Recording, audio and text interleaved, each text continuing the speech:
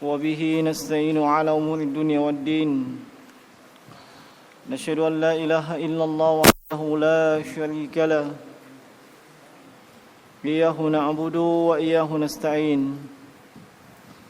وأشهد أن محمدا عبده ورسوله ولا نبي بعده صلى الله عليه وعلى آله وأصحابه ومن تبعهم بإحسان إلى يوم الدين ثم أما بعد Ma'asyiral muslimin, hadirin sekalian, jamaah salatul maghrib rahimani wa rahimakumullah. Alhamdulillah, kita memuji dan bersyukur kepada Allah Subhanahu wa taala atas segala nikmat dan segala karunia yang dilimpahkan kepada kita semua hingga dengan detik ini. Dan di antara nikmat tersebut adalah nikmat menghambakan diri kepada Allah Subhanahu wa taala. Nikmat mengabdi dan beribadah sebagai maksud dan tujuan Allah Subhanahu wa taala menciptakan kita. Ini nikmat yang sangat agung, nikmat yang sangat besar, sekaligus menunjukkan bahwa manusia tersebut memahami, mengetahui dengan baik maksud dan tujuannya diciptakan di permukaan bumi ini.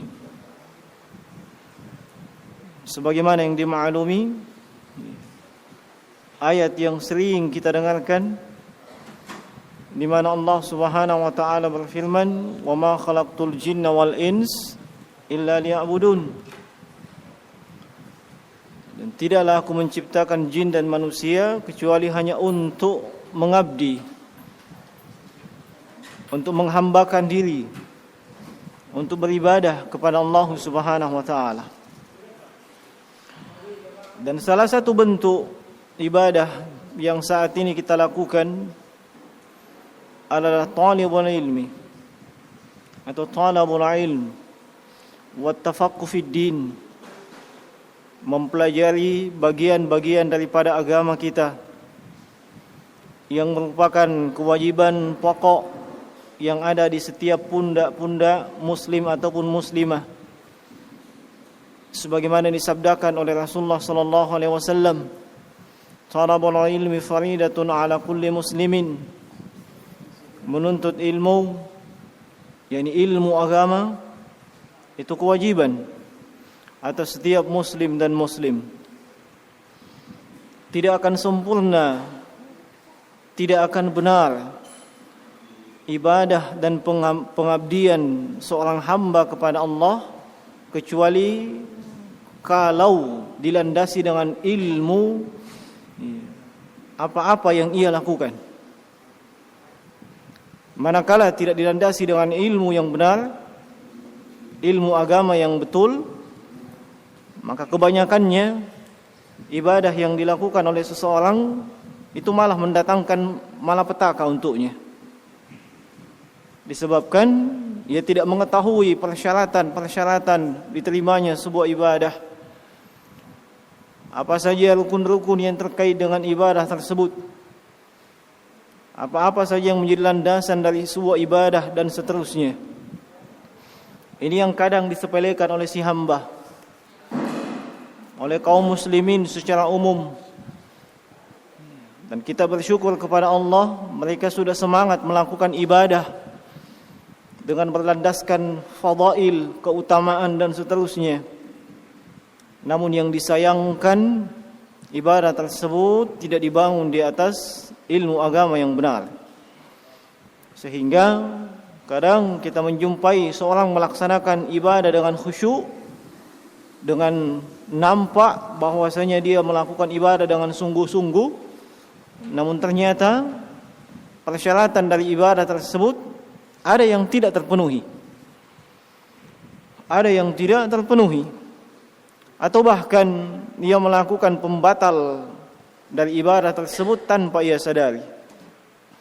Olehnya jemaah sekalian, tatkala kita mampu dan diberikan kesempatan oleh Allah Subhanahu wa taala untuk menuntut ilmu, untuk belajar ilmu syar'i, ilmu agama, maka syukurilah hal tersebut.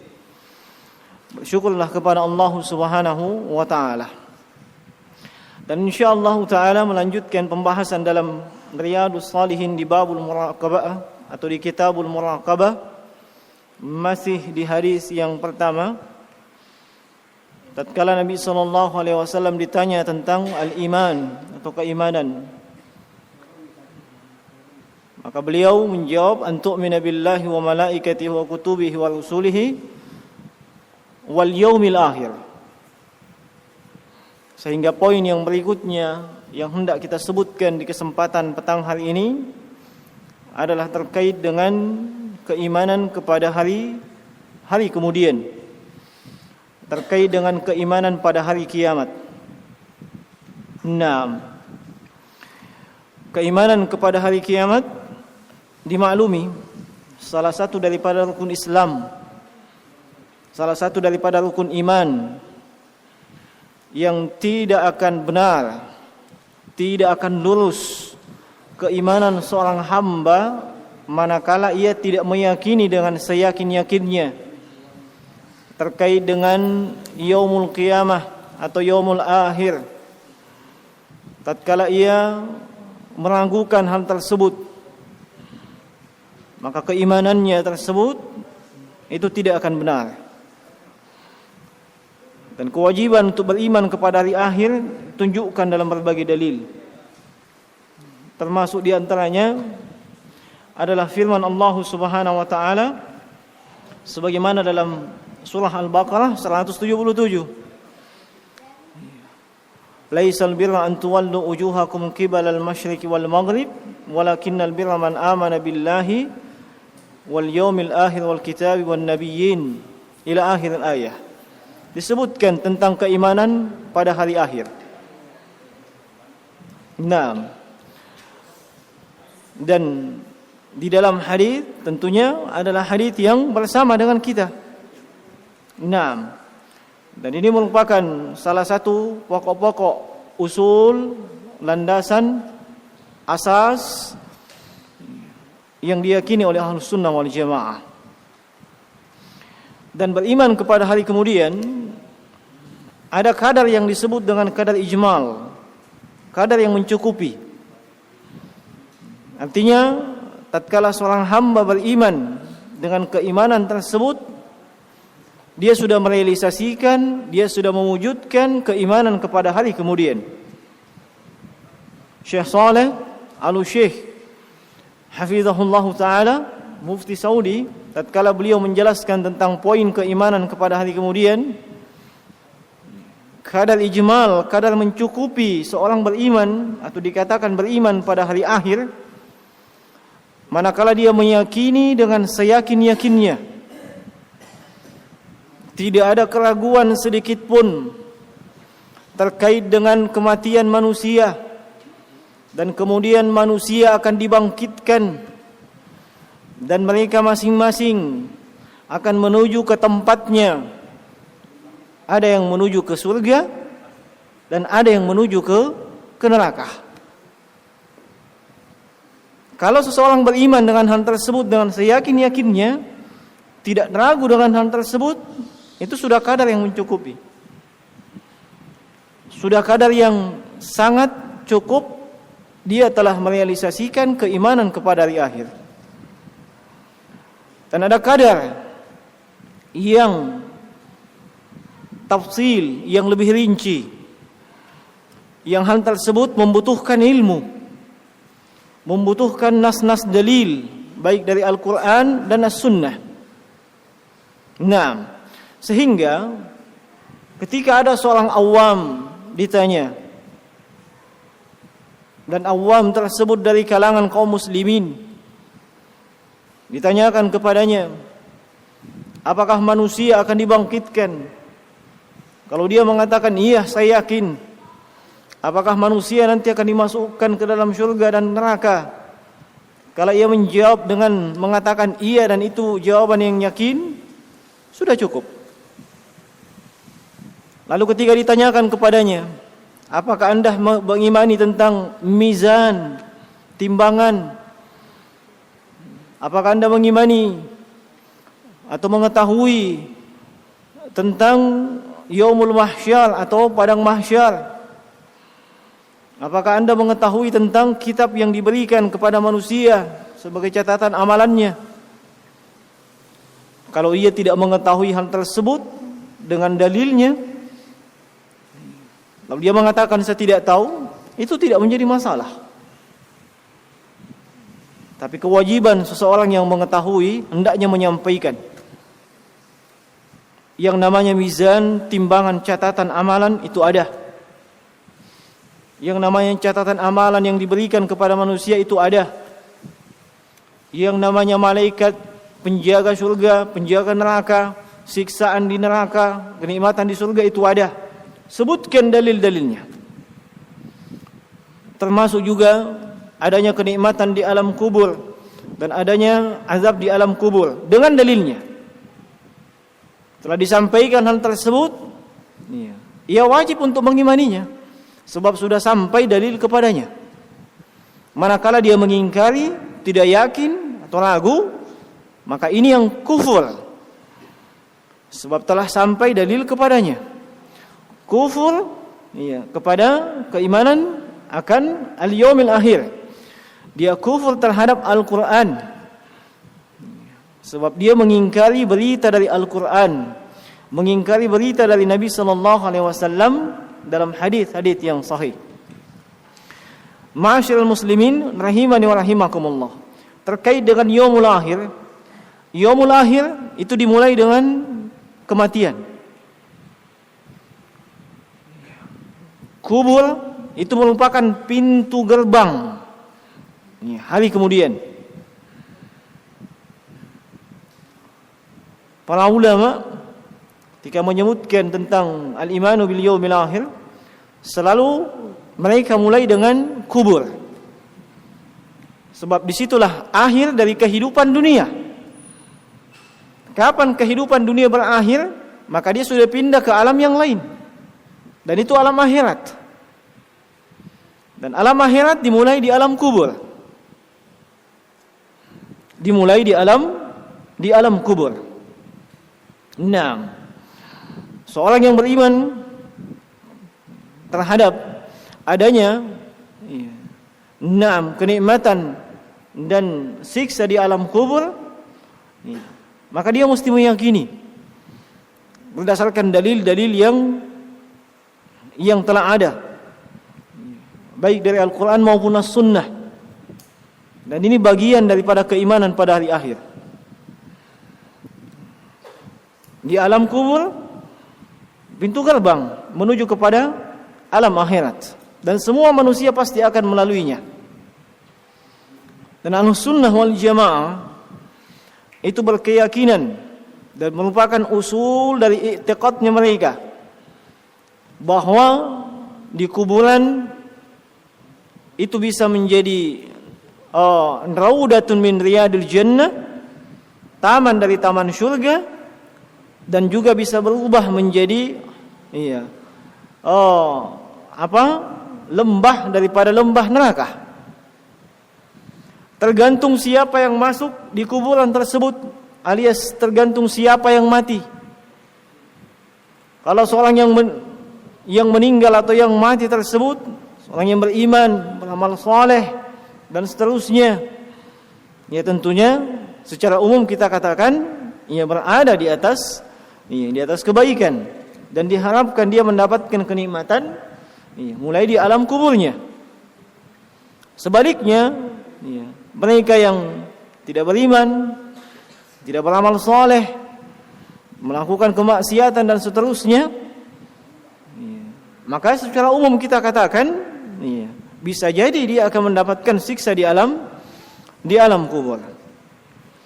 Ini mesti diyakini jemaah sekalian, sebab nas dalil dari Al-Quran wa Sunnah jelas sekali. Dan di sana ada kelompok, ada golongan Dan ternyata itu golongan dari kalangan kaum muslimin sendiri yang tidak meyakini adanya azab kubur. Mereka menganggap azab kubur itu adalah sebuah khayalan semata. Sebab mereka pernah mencoba untuk memastikannya dengan memasang speaker di bawah, diikutkan dengan orang yang meninggal. Ada malah yang memasang CCTV dan seterusnya. Dan mereka tidak melihat apa-apa. Nah, sehingga mereka tidak meyakini adanya azab kubur. Keimanan kepada hal tersebut merupakan keimanan kepada yang gaib, yang tidak nampak, yang diberitakan oleh Allah dalam Al-Quran, yang diberitakan oleh Nabi sallallahu alaihi wasallam dalam hadis-hadis yang sahih. Makanya para ulama, mulai yang mutaqaddimin, yang klasik, sampai yang kontemporer, yang mutaakhirin, mereka sepakat adanya nikmat di kuburan dan adanya azab di kubur. Di antara para ulama yang menyebutkan tersebut adalah Imam Ahmad bin Hanbal rahimahullahu taala. Beliau mengatakan, azabul qabri haqqun la yunkiruhu illa dhallun mudhillin. Yang namanya azab kubur itu adalah hak, ada, pasti benar, dan tidak ada yang menolak, tidak ada yang mengingkari hal tersebut kecuali dia sesat dan menyesatkan. Dan Imam Muhammad bin Husain Al-Ajurri, setelah beliau menyebutkan tentang hadis-hadis dan riwayat dari para salaf terkait dengan penetapan azab kubur dan kenikmatannya, beliau mengatakan, ma aswa'u hal man kadzdzaba bihadhil ahadits laqad dhalla dhalalan ba'ida wa khasara khusranan mubina. Betapa buruknya keadaan mereka yang mendustakan, mereka yang menolak hadis-hadis Nabi sallallahu alaihi wasallam terkait dengan kenikmatan di kubur dan adab di kubur. Sungguh mereka telah tersesat dengan kesesatan yang jauh dan telah mendapatkan kerugian dengan kerugian yang nyata. Nah, bahkan Imam Ibnu Rajab Al-Hambali rahimahullahu taala menulis sebuah buku khusus dengan judul Ahwalul Kubur. Ahwalul Kubur, tentang keadaan di alam kubur. Nah, ma'asyiral muslimin, rahimani wa rahimakumullah. Di antara dalil yang menunjukkan bahwasanya kehidupan di alam kubur itu ada adalah firman Allah Subhanahu wa taala dalam surah Ibrahim. Naam, di ayat yang ke-27. Allah Subhanahu wa taala berfirman, yusabbitullahu alladhina amanu bil qawli tsabit fil hayatid dunya wa fil akhirah. Yusabbitullahu alladhina amanu bil qawli tsabit fil hayatid dunya wa fil akhirah. Allah mengokohkan, Allah menguatkan, meneguhkan siapapun dari kalangan yang beriman dengan qaul tsabit, dengan tauhid, dengan la ilaha illallah di kehidupan dunia maupun di kehidupan akhirat. Dan kehidupan akhirat itu dimulai di alam kubur. Dan Nabi sallallahu alaihi wasallam tatkala menafsirkan ayat tersebut, beliau menyebutkan, idza qa'adal mu'min fi qabrihi ata summa syahada la ilaha illallah wa anna muhammadar rasulullah fadzalika qauluhu yusabbitullahu alladhina amanu bil qawli tsabit nazalat fi adzabil qabr. Kata Nabi sallallahu alaihi wasallam, tatkala seorang beriman berada di kuburannya, maka ia bersaksi dengan syahadah, dengan tauhid, dengan dua kalimat syahadat, maka itulah qaulus tsabit.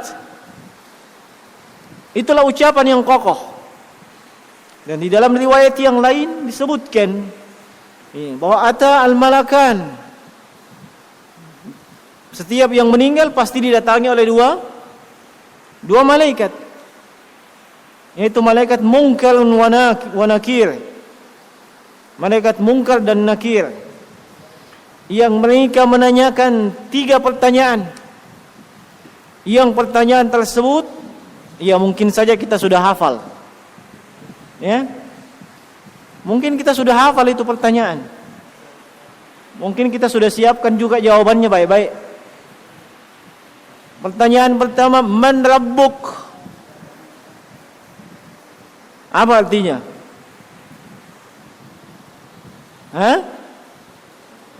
Iya, inai karennu. Kalau orang Makassar, siapa Tuhanmu? Siapa Rabbmu? Saat ini pasti kita mudah menjawab Allah. Wa ma dinuk? Wa man nabiyuk? Apa agamamu? Siapa nabimu? Jawabannya mudah sekali saat ini. Agama Islam. Tidak percaya ini KTP saya. Siapa nabimu? Muhammad. Pasti nih. Kenapa bisa demikian? Iya. Kalau ada kejadian, pasti saya sebut namanya. Iya. Terjadi suatu kejadian seperti misalnya, anak-anak melakukan kesalahan, pasti saya sebut namanya Muhammad. Nah, betul tidak? Iya. Iya. Lihat peristiwa yang menakjubkan, terjadi tabrakan, Muhammad. Nah, gampang sekali jawabannya. Tapi jawaban yang mereka siapkan yaitu orang beriman, bukan hanya sekedar hafalan Allahu Rabbi, iya, al-Islamu dini, iya, wa Muhammad Nabi. Bukan cuma persiapan hafalan seperti itu. Sebab mereka yang meninggal, mereka yang sudah memang kebiasaannya di dunia mengenal Allah, tahu hak-hak Allah, tahu kewajibannya kepada Allah, menjalankan kewajibannya kepada Allah, meninggalkan larangan Allah, ma'rifatullah, mudah dia jawab. Adapun mereka yang tidak mengenal Allah, iya, tidak tahu mana kewajibannya kepada Allah, tidak tahu juga mana haknya Allah, tidak menjalankan perintahnya Allah, malah melaksanakan larangannya Allah, bagaimana dia bisa menjawab ketika itu? Bagaimana bisa menjawab ketika itu? Nah, makanya mereka yang tidak bisa menjawab, di dalam hadis disebutkan, mereka ketika ditanya man rabbuk wa man nabiyyuk wa ma dinuk, apa jawaban mereka? Nabi sebutkan, mereka menjawab ha la adri. Sami'tu an-nas yaquluna kadza fa aqulu kadza. Atau kama qala Nabi sallallahu alaihi wasallam. Kata Nabi, mereka yang tidak tahu jawabannya, padahal di dunia pasti hafal itu. Pasti hafal. Mereka cuma bisa menjawab ha. Itu saja. La adri, saya tidak tahu. Nah ini saya pernah ingatkan, jawaban saya tidak tahu bukan tempatnya di situ. Nah, saya dengar manusia mengatakan begini-begini, saya pun ikut-ikutan mengatakan begitu. Nah, ini bahaya taklid buta. Bahaya taklid buta. Lihat orang melakukan ini, ikut. Melakukan A, ikut. Melakukan B, ikut. Tanpa ditahu, tanpa ada sikap kritis. Itu betul apa enggak? Itu ada contoh enggak? Itu sesuai Al-Quran apa tidak? Biasanya orang seperti itu mengatakan, ini kan kebaikan. Yang penting kebaikan. Yang penting baik. Apalagi banyak manusia yang melakukan. Apalagi didukung oleh sebagian pejabat dan seterusnya. Nah, ma'asyiral muslimin, ya, rahimani wa rahimakumullah. Yusabbitullahu Ladzina amanu bil qauli tsabit. Allah kokohkan orang beriman tersebut. Ia bisa menjawab pertanyaan di alam kubur dengan Allahu Rabbi. Kenapa? Sebab ketika di kehidupan dunia, nilai-nilai esensi daripada tauhid dia amalkan memang. Dia hanya beribadah kepada Allah, tidak beribadah kepada selain Allah. Dia hanya taat mutlak kepada Allah, dan tidak kepada selain Allah, dan tidak melakukan kesyirikan, dan seterusnya. Ini yang diberikan kekokohan, teguh, dia mampu menjawab. Nah, jangan dikira Munkar dan Nakir yang bertanya seperti orang yang audisi. Tahu ya orang audisi? Ayo silahkan tanya baik-baik. Nama kamu siapa? Ini tidak, suaranya menggelegar. Orang yang punya mental kerupuk langsung down. Nah, tidak main-main. Nah, agamamu apa? Islam. Terus ajaran Islam dijalankan dengan baik apa tidak? Perintah dalam Islam dilaksanakan apa tidak? Terutama masalah kewajiban dan seterusnya. Wallahu musta'an. Siapa nabimu? Muhammad. Terus selama di dunia mencontoh siapa? Ibadahnya meneladani siapa? Apakah selama ini ibadahnya betul-betul meneladani Nabi? Atau cuma ikut-ikutan doang? Cuma ikut dengan kebiasaan nenek moyang saja. Nenek moyang melakukan A, dia juga ikut melakukan A. Apa yang menjadi jawaban kita di alam kubur tidak bisa dipisahkan, alias sangat terkait dengan apa yang kita lakukan di dunia. Oleh jemaah sekalian, kita memohon kepada Allah Subhanahu wa taala, semoga Allah Subhanahu wa taala memberikan kita kekokohan tatkala kita di dunia ini dari syubhat dan syahwat, kemudian husnul khatimah ketika meninggal. Al-qaulus sabit fid dunya wal akhirah. Ulama tafsir menafsirkan di dunia dia tidak goyah, dia tidak oleh dengan syubhat, dengan syahwat. Ketika menjelang meninggal, dia mendapatkan husnul khatimah. Di alam kubur, dia mampu menjawab pertanyaan Munkar dan Nakir, menjawab dengan jawaban yang benar, bukan masalah menjawab. Itu qaulus sabit. Dan Allah sebutkan, yusabbitullahu alladhina amanu, orang yang beriman. Nah, orang yang beriman. Ma'asyal muslimin, rahimani, wa rahimakumullah.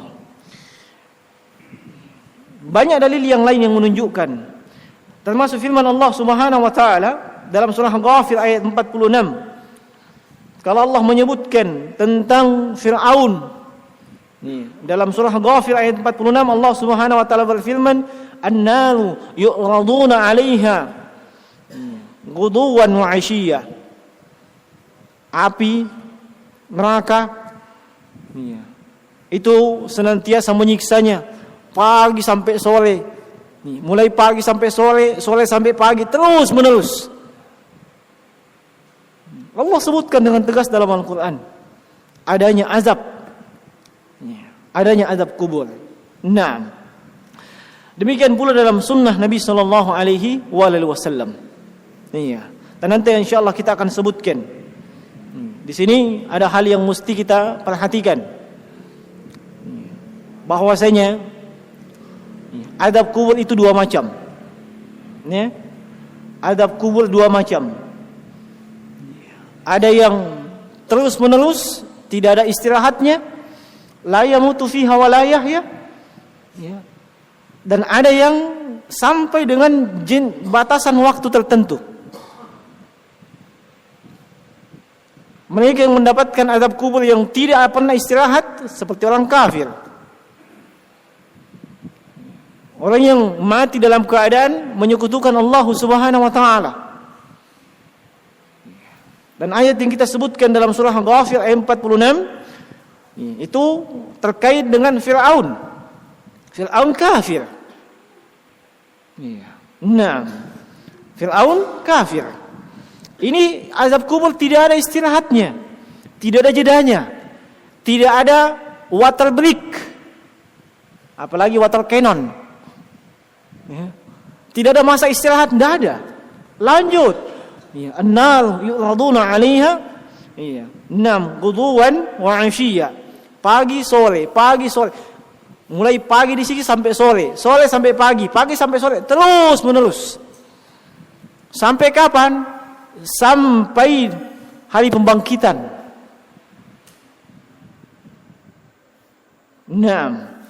Sampai hari pembangkitan, sampai malaikat Israfil meniup trompetnya yang kedua kalinya.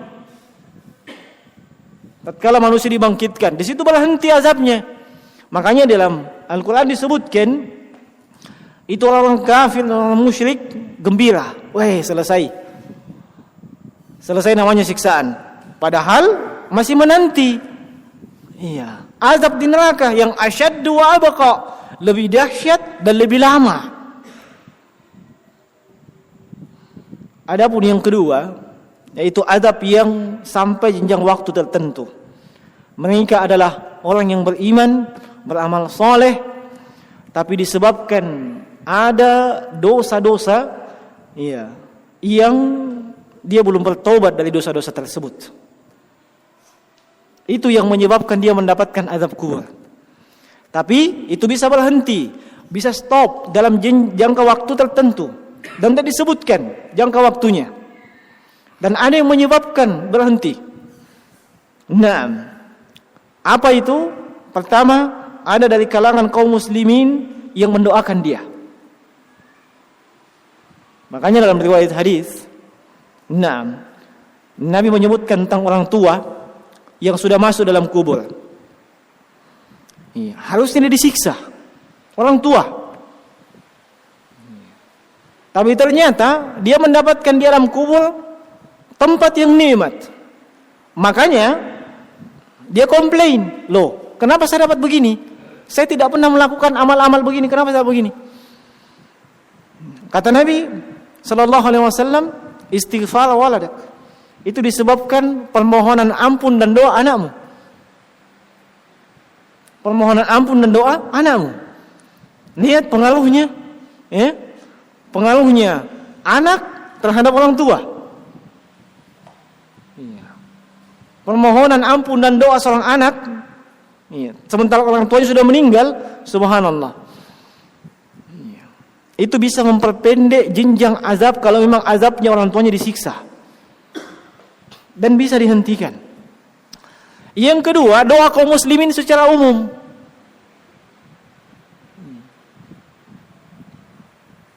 Biasanya kan kita ketika Jumat, Allahumma ghfir lil mu'minina wal mu'minat. Kalau kita tulus mendoakan kaum mukminin, semua orang beriman yang telah meninggal mendapatkan bagian dari doa kita. Mendapatkan bagian dari doa kita. Makanya jangan pelit-pelit mendoakan kaum mukminin secara umum. Allahumma ghfir lil mu'minina wal mu'minat al-ahya'il minhum wal amwat.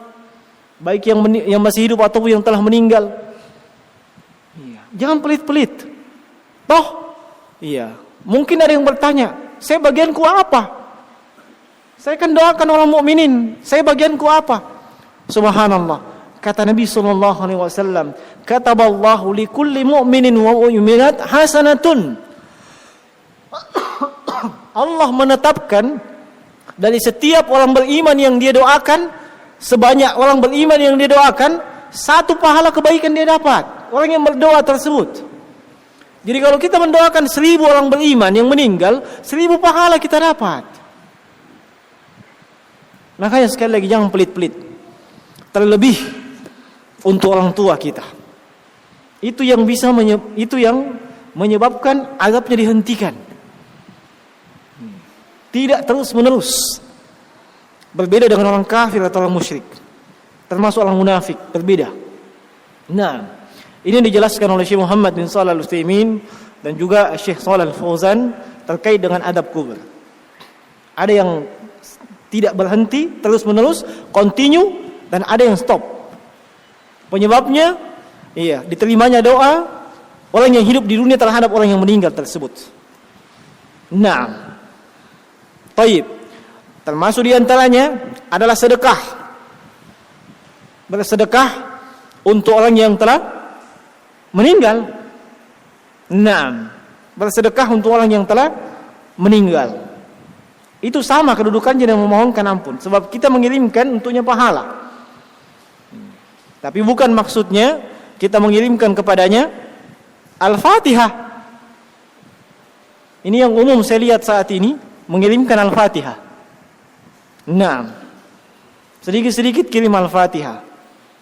Saya pribadi tidak sependapat. Kenapa?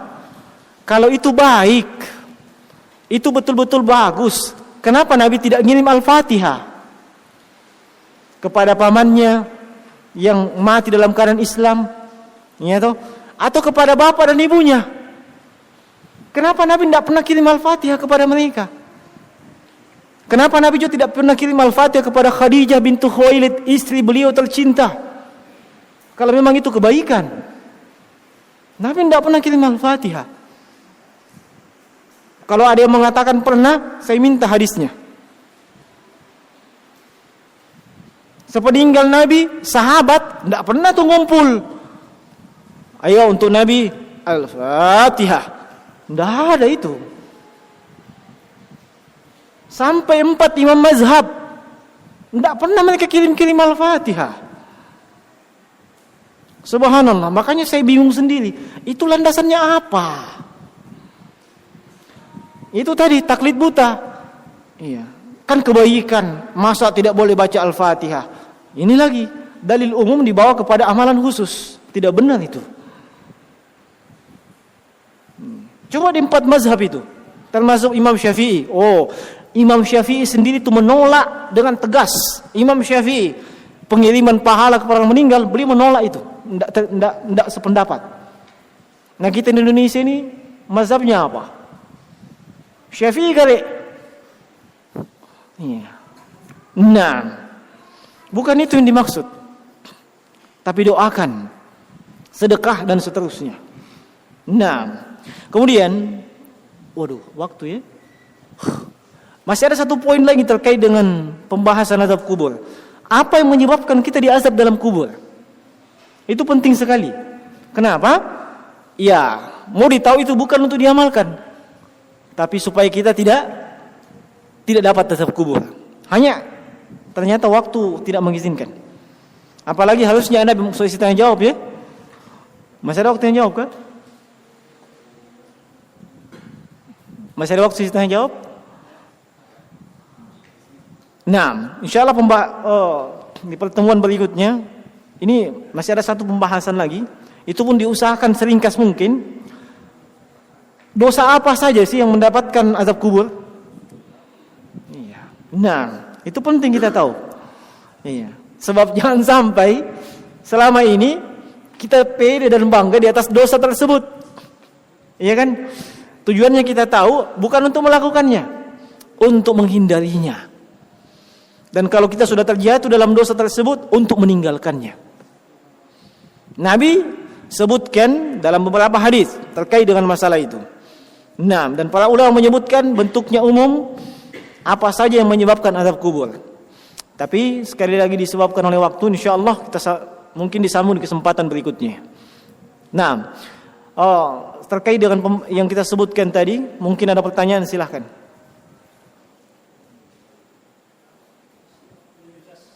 Iya, Pak Haji silakan. Assalamualaikum.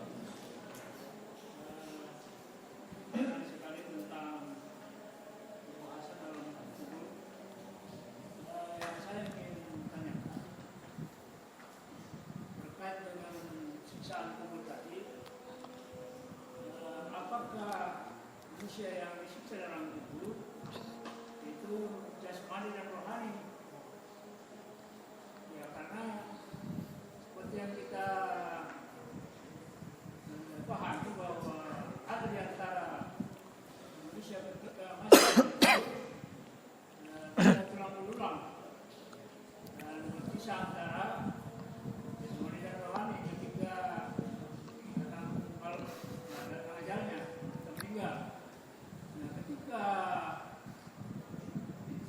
di asap kubur, siksa, apakah yang misalnya di palu-palu, atau seperti dalam hadis-hadis ada ular, apakah itu jasmani atau hanya rohnya yang merasakan? Ya, itu sedikit jelas.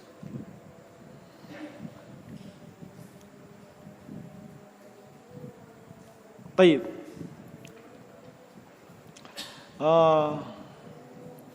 Imam Ibnu Qayyim al-Jauziyah dalam kitab beliau Kitabur Ruh, ada yang menanyakan itu ya? Kitabur Ruh, Ruh judulnya. Iya. Itu menyebutkan bahwasanya ketika beliau menjelaskan tentang azab kubur beliau menyebutkan secara umum penyebab azab kubur itu secara umum adalah adamu ma'rifatullah, tidak ma'rifatullah. Kemudian beliau sebutkan tidak melakukan ketaatan yang diperintahkan, dan sebaliknya melakukan larangan yang telah dilarang. Lalu beliau menyebutkan bahwasanya Allah tidak akan mengazab fisik manusia yang ruhnya itu ma'rifatullah, mengenal Allah. Sebaliknya juga Allah tidak akan mengazab fisik manusia yang fisik tersebut dibangun di atas ketaatan. Itu mengisyaratkan bahwasanya siksaan itu terkait dengan roh dan fisik, jasmani dan rohaninya. Jasmani dan rohaninya. Ayat-ayat dalam Al-Quran itu sangat jelas menunjukkan fisik dan rohnya. Ada ayat kemarin disebutkan Ustaz itu waktu apa itu? Ta'lim dalam surah An-Nisa. Kullama nadijat juluduhum baddalnahum juludan ghairaha liyazuqul azab. Setiap kali kulitnya terkelupas, hangus, tinggal tulang belulang, ditumbuhkan lagi itu kulit. Kemudian disiksa lagi. Kemudian Allah sebutkan dalam surah At-Taubah tentang azab bagi mereka yang riba. Apa? Yang tidak mengeluarkan zakat. Alladzina yaknizuna az-zahaba wal fiddah thumma la yunfikunaha fi sabilillah fabashshirhum bi'adzabin alim. Disetrika dengan serikat dari neraka di punggungnya.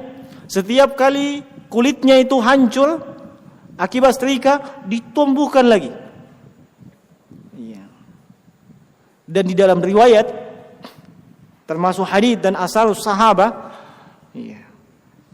mereka yang disiksa soha, teriak, menunjukkan bahwa fisiknya merasakan sakit dan rohnya ada. Seandainya tidak ada rohnya, tidak mungkin dia teriak. Sebab yang teriak pasti ada nyawanya. Yang tidak teriak itu orang mati, tidak ada nyawanya. Sehingga disiksa kedua-duanya, baik fisik maupun rohnya. Saya sebutkan begini secara ringkas. Nabi menyebutkan dalam hadits yang panjang, ketika seorang yang meninggal, maka rohnya ditarik ke atas. Kalau orang mukmin, semua malaikat yang ada di tiap langit itu menyambutnya dengan baik. Terus naik ke atas sampai si fulan ini dikubur. Setelah dikubur, begitu pulang semuanya dikembalikan itu roh ke dalam. Untuk apa? Menjawab pertanyaan mungkar dan nakir, sekaligus mendapatkan DP. Mendapatkan DP sebelum di surga atau neraka, dikasih DP dulu dikubur. Kalau memang dia orang beriman dan beramal soleh, dikasih DP dengan kenikmatan surga di kuburnya. Sebaliknya juga demikian. Dan tidak ada ceritanya rohnya itu kembali ke rumahnya, muter-muter sampai 40 hari, sampai 100 hari. Tidak ada ceritanya seperti itu. Roh itu dalam genggaman Allah Subhanahu wa taala. Tidak ada itu. Dikembalikan kepada yang meninggal tersebut. Tidak ada juga ceritanya dia akan datang setiap sekian hari ke rumah. Kalau kebiasaannya dulu bikin kopi, dia bikin kopi sendiri. Iya, sebagaimana pemahaman masyarakat awam, iya, bikin 40 harinya. 40 hari itu muter-muter di atap rumah. Gimana muter-muter? Allah yang pegang nyawanya. Iya, gimana caranya? Iya, itu pemahaman tidak ada dasarnya. Nah, saya kira demikian ya. Iya. Jadi fisik dan rohnya merasakan. Nah, saya kira cukup ya. Terkait 3 pertanyaan dalam kubur, itu kan tentang keimanan. Kalau orang kafir pasti tidak bisa jawab. Ya. Bagaimana orang beriman tapi dia fasik? Kemudian apakah ada penjelasan dari ulama? Ada yang bisa menjawab salah satunya dan tidak bisa menjawab yang lain. Dengan 3 pertanyaan dia bisa jawab 1, bisa jawab 2. Nah, wah ini bagus ini. Pertanyaan yang detail. Kan 3 pertanyaan dalam kubur. Iya, tumbal kaya ya ke talu te. Oh. Iya, 3 ini. Pertanyaan pertama dia jawab, Allahu Rabbi. Kedua dan ketiga, Allahu alam ngasang. Misalnya, bagaimana itu? Atau iya, 2 pertanyaan benar, satunya salah. Bagaimana itu? Saya jawab wallahu alam. Saya belum pernah dapat keterangan dari para ulama terkait dengan mereka yang tidak bisa menjawab salah satu atau keduanya. Tapi yang saya pahami, ketiga pertanyaan ini tidak bisa dipisahkan dan sangat terkait. Kapan yang pertama dia bisa jawab, yang 2 itu mudah sekali. Sebab yang pertama itu pokok. Agama dengan Muhammad itu terkait dengan Allah. Iya. Agama dari Allah, yang utus Muhammad Allah. Nah, jadi tidak ada kalau yang saya pahami itu demikian. Tapi kalau ditanya tentang keterangan dari para ulama, misalnya nomor 1 dijawab, nomor 3 tidak, saya tidak dapatkan keterangan dari mereka. Iya. Nah, tapi yang saya pahami dari ketiga pertanyaan tersebut, iya, kapan pertanyaan pertama dijawab dengan baik dan benar, 2, 3 itu pasti lebih mudah lagi. Iya, lebih mudah lagi. Nah, itu yang saya ketahui. Wallahu a'lam. Silakan pendek ya. Yang masalah orang beriman yang fasik. Nah, orang yang beriman dan yang fasik itu masuk dalam lingkup tahta masyiatillah. Iya. Insya'a uzziba wa insya'a la yu'azzab. Mereka di bawah kehendaknya Allah sepanjang dia tidak syirik ya. Iya. Kalau ayatnya kan dalam surah An-Nisa. Iya. Kita mengambil isyarat dari ayat tersebut. Iya. Kalau misalnya orang fasik, iya, apakah mereka bisa menjawab pertanyaan di alam kubur atau tidak? Itu terkait dengan masalah keimanannya. Sebab orang fasik itu dibedakan dengan orang kafir. Orang fasik beriman sebenarnya. Kalau ditanya masalah keimanan, iman. Salat, puasa. Tapi tiba waktunya bermaksiat juga. Itu fasik namanya. Tiba waktu maghrib, salat. Tiba waktu isya, salat. Jam 12 malam ke kafe. Itu fasik namanya, fasik. Iya. Nah, tergabung antara keimanan dengan kefasikan, dengan kemaksiatan. Iya. Nah, selagi masih ada titik-titik keimanan dalam dirinya, itu masih besar harapan dia bisa menjawab. Sebab Allah sebutkan yusabbitullahu alladhina amanu bil qawli tsabit. Allah persyaratkan iman. Allah persyaratkan keimanan, ya. Meskipun mungkin ya kalau mau di compare, diberikan perbandingan, iya, ibadahnya 50, maksiatnya jadi 50. Iya, keimanannya full. Iya, tapi dia menjawab maksiat. Tapi yang tidak bisa kita pungkiri, dia masih punya keimanan. Iya. Nah, masih punya keimanan. Sehingga masih ada kemungkinan Iya, dia bisa menjawab pertanyaan di alam kubur disebabkan keimanannya tersebut. Adapun kepastiannya, ya mari kita sama-sama jalan nanti. Nah, wallahu a'lam. Baik.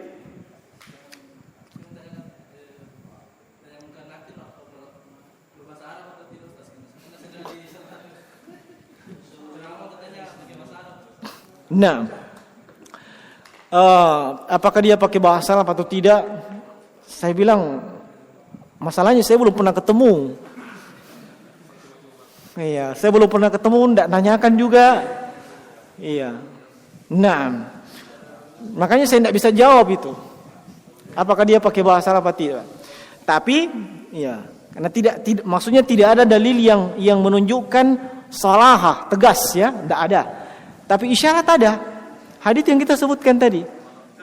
Man rabbuk itu kan bahasa Arab. Itu secara isyarat. Ya, man rabbuk wa man dinuk wa man nabiyuk itu kan bahasa Arab memang. Itu isyarat dari Nabi SAW. Tapi dalil yang tegas bahwa Munkar dan Nakir memakai Arabiyun mubin, saya belum dapat. Iya. Nah, tapi tidak usah khawatir ya, yang belum tahu bahasa Arab. Iya. Nah, apa yang kita lakukan di dunia, keimanan amal soleh, itu mempermudah kita menjawab. Tidak usah khawatir. Iya. Tapi mereka yang punya semangat bahasa Arab lebih tingkatkan lagi. Iya. Nah, iya. Kalau memang Munkar dan Nakir bisa berbahasa Arab ya jangan dia katakan bisa bercakap-cakap dong nanti cerita-cerita. Nah, tidak bisa kayak begitu. Iya, malaikat cuma menjalankan tugasnya saja. Setelah itu tidak ada. Nah, saya kira cukup ya. Cukup.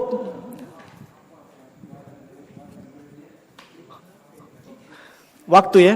Nah, insyaallah di pertemuan yang akan datang kita sambung dengan penyebab seseorang itu disiksa di kuburnya. Nah, saya khawatir ada dari kalangan kaum muslimin melakukan itu, tapi mereka tidak menyadarinya. Nah, nanti, iya, pada pertemuan yang akan datang, semoga Allah memberikan usia panjang ya. Nah, thayyib, saya kira cukup. Saya tutup. Yang benar datang dari Allah Subhanahu wa taala, yang keliru itu datang dari saya. Subhanakallah bihamdik, nasyhadu an la ilaha illa anta, astaghfiruka wa atubu ilaik. Assalamualaikum warahmatullahi wabarakatuh.